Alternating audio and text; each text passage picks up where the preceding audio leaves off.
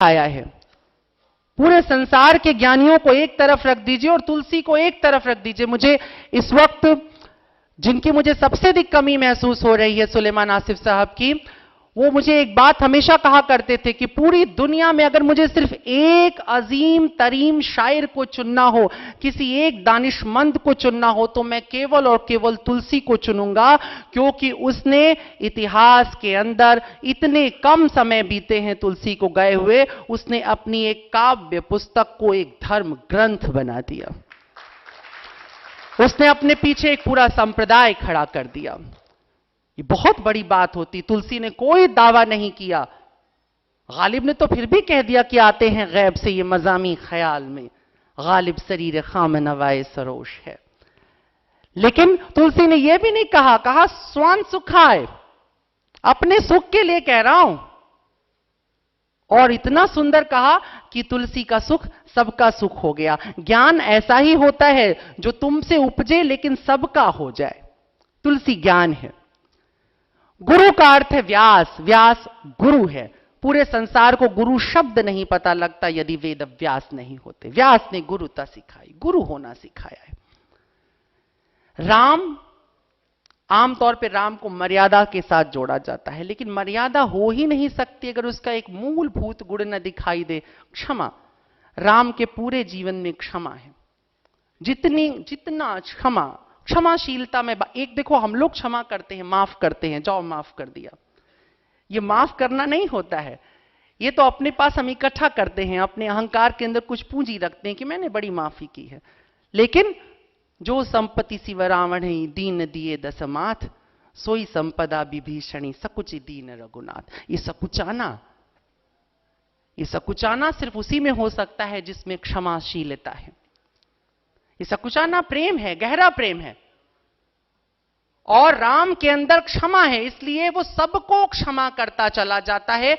उनको भी क्षमा कर देता है जो उसके नाम का मिसयूज करते हैं, लेकिन वो सबको क्षमा करता चला जा रहा है। जब हम कृष्ण की बात करते हैं तो आओ एक शब्द में कृष्ण को समझें। कृष्ण को अगर हम एक शब्द में समझना चाहें तो हम कहेंगे कृष्ण प्रेम है। लेकिन जैसे ही मैं कहता हूं कृष्ण प्रेम है, तो एक और बात आती है कि ऊपर बताए सारे के सारे गुण बगैर प्रेम के उत्पन्न ही नहीं होते। इसलिए कृष्ण को पूर्ण ब्रह्म और पूर्ण परमात्मा की उपाधि दी गई। कुछ भी नहीं हो सकता, न ध्यान हो सकता है, न क्रांति हो सकती है, न समर्पण हो सकता है, न विद्रोह हो सकता है, न दया हो सकती है, न क्षमा हो सकता है, कुछ भी नहीं हो सकता है, न ज्ञान उत्पन्न हो सकता है अगर प्रेम नहीं है तो। इसलिए कृष्ण सर्वेश्वर है, सबसे ऊपर है, योगेश्वर है, सब उसका ही ध्यान करते हैं। और कृष्ण है कैसा? कृष्ण की विशिष्टता क्या है? तो कृष्ण की कोई विशिष्टता नहीं है। यही कृष्ण की विशिष्टता है। सबकी एक विशिष्टता है। एक छोटा से छोटा आदमी भी होता है, वो भी अपनी एक विशिष्टता गिनाता है, लेकिन कृष्ण कोई विशिष्टता नहीं। गुण खोजो तो कृष्ण में, अवगुण खोजो तो कृष्ण में, सब कुछ कृष्ण में है। जैसे रात सब कुछ छुपा लेती है अपने भीतर, सब समा जाता है, काले रंग में सब विलुप्त हो जाता है, वैसे ही कृष्ण के अंदर सब चला जाता है। न कुछ पाप बचता है, न कुछ पुण्य बचता है, न कुछ अच्छा बचता है, न कुछ बुरा बचता है। बहुत से व्यास, बहुत से मनीषी ये मरहम लगाने की कोशिश करते हैं कि नहीं नहीं कृष्ण ने ये नहीं किया था। नहीं नहीं, कृष्ण वो इसलिए नहीं कर रहे थे। वो क्षीर जब चुरा रहे थे गोपियों की, तो दरअसल वो उन्हें नारी शिक्षा दे रहे थे। जब वो माखन चुराते थे तो वो बाल लीला कर रहे थे। वो 16,000 उनकी पत्नियां नहीं थी, वो 16,000 नारियां थीं। ये भी हैं, व्याख्याओं में आएंगी बहुत सी व्याख्या। ये तो कथानक है, बहुत कुछ हो जाएगा। लेकिन स्वीकार करने में समस्या क्या है? जब कृष्ण को किसी चीज को लेकर के अस्वीकृति नहीं थी तो आपको क्यों है? कृष्ण को वैसे ही अगर स्वीकार कर लिया गया होता जैसा वो था, तो शायद ये पूरी मानवता बदल जाती। क्योंकि कृष्ण अवतरित तो हुआ था, लेकिन अभी भी पूरी धरा पर उसका अवतरण नहीं है। कृष्ण अभी भी प्रतीक्षारत है कि वो कभी आएगा। वो तब आएगा जब आप उसे अपने हृदय में स्थान देंगे, और आप अपने हृदय में स्थान ने, हमें राम अच्छा लगता है। भारत ने अपना नायक चुना तो राम को चुन लिया, कृष्ण को नहीं चुना। क्यों चुन लिया राम को? क्योंकि राम स्वप्न है, सुंदर सा स्वप्न है, एक खूबसूरत स्वप्न है, यूटोपिया है।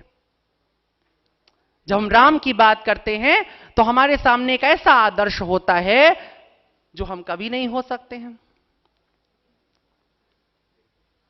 और जब हम राम की बात करते हैं तो हमारे पास एक ऐसा आदर्श होता है जिसकी युगों से प्रतीक्षा है और युगों तक प्रतीक्षा रहेगी।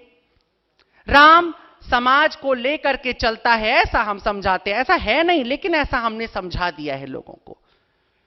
कृष्ण को हम इसलिए अस्वीकार करते हैं कि अगर हमने कृष्ण को स्वीकार कर दिया तो घर में ही बगावत हो जाएगी, क्योंकि कृष्ण की तो बगावत घर से शुरू हो जाती है। कृष्ण तो किसी का नहीं है। अब यह सोचा जा सकता है कि मैंने कहा जो प्रेम की मूर्ति है वो किसी का नहीं हुआ, तो यह सूत्र समझ लेना चाहिए कि जिसे सचमुच प्रेम आता है वो किसी का नहीं होता है। किसी का होने के लिए तुम में ममत्व होना चाहिए, मोह होना चाहिए, लोभ होना चाहिए, लालच होनी चाहिए, पाने की आकांक्षा होनी चाहिए। प्रेम में ऐसा कुछ नहीं है, उसे कुछ नहीं चाहिए। गुलाब क्या किसी का होता है? उसे तुमने मजार पे रख दिया कि मंदिर में रख दिया, उसे सेहरे में गूंद दिया कि तुमने उसे किसी अर्थी पर डाल दिया, फूल को कुछ नहीं होता है। माखनलाल चतुर्वेदी को हो सकता है, चाह नहीं मैं सुरबाला के गहनों में गूंथा जाऊं, लेकिन उसको कोई चाह नहीं है, कहीं जाने की चाह नहीं। वो जहां है वहीं सुंदर है। क्या सुरबाला के गहनों में सुंदर नहीं था? क्या शव के ऊपर सुंदर नहीं था? क्या मूर्ति के ऊपर सुंदर नहीं था? पुष्प सब जगह सुंदर है, ऐसे ही प्रेम सब जगह सुंदर है। यही कारण था कि बुद्ध ने जब प्रेम और करुणा पे बोलना चाहा तो उसने कहा कि चरित्र का सर्वांग सबसे सुंदर स्वरूप तुम्हें देखने के लिए अगर जाना है तो तुम्हें वैश्याओं के पास जाना चाहिए। उसको बाद में बहुत अलग अलग तरीके से दिखाया गया, वहां वैश्या का अर्थ दूसरा निकाला गया, और एक दौर ऐसा राजाओं का आ गया जब वैश्याएं बनाई जाने लगी। लेकिन ऐसा नहीं है, वो कुछ और कहना चाह रहा है, वही जो कृष्ण पीछे से कह रहा है। मैंने क्या कहा कि जिससे सचमुच प्रेम आता है, जिसमें सचमुच प्रेम का उदय हो चुका है, वो किसी का नहीं होता है, वो सबका होता है। ऐसा हो ही नहीं सकता है कि तुम में प्रेम की उत्पत्ति हो जाए और तुम फिर कहो कि कोई मेरा दुश्मन भी है। राबिया बसरी की कुरान को खोला, पढ़ा, देखा, और वाइज ने कहा, राबिया ये तूने क्या किया? ये तूने जगह जगह से शैतान शैतान शैतान शैतान से नफरत कर ये काट क्यों दिया है? तूने कुरान के ऊपर अपनी स्याही चला दी।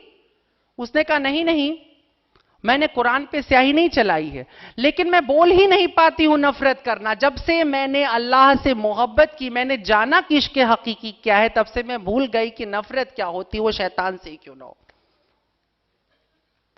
ये ख्याल सिर्फ और सिर्फ प्रेम में पैदा हो सकता था, और कृष्ण उसी संपूर्ण प्रेम का प्रतीक हो जाता है। इसलिए कृष्ण के पास जो आता है, जैसे आता है, कृष्ण वैसे ही उसको गले लगा लेता है।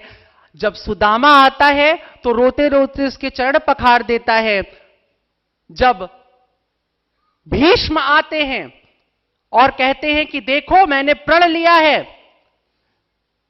नहीं, कृष्ण कहते हैं कि मैंने प्रण लिया है कि मैं अस्त्र नहीं उठाऊंगा, और भीष्म कहते हैं कि मैं तुमसे अस्त्र उठवाऊंगा। मैं बचपन में कहता था कृष्ण तो भगवान थे, अस्त्र उठवाने से पहले भीष्म को हार्ट अटैक क्यों नहीं करवा दिया? उनकी प्रतिज्ञा तो बची रहती।